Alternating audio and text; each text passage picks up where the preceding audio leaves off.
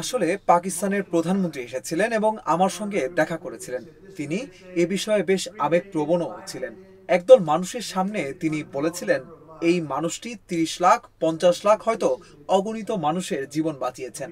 এটা খুব সম্প্রতি ঘটেছে এবং আমরা সত্যি এমন কাজ করেছি। এর একটি কারণ ছিল বাণিজ্য।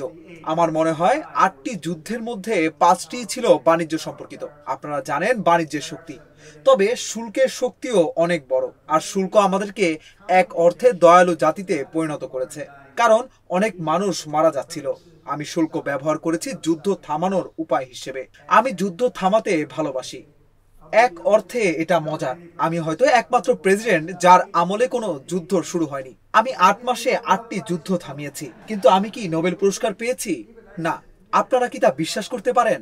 এমনকি আমিও বলেছিলাম এটা অসম্ভব।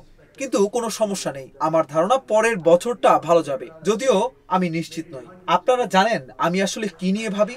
আমি হয়তো শত কোটি মানুষের জীবন বাঁচিয়েছি।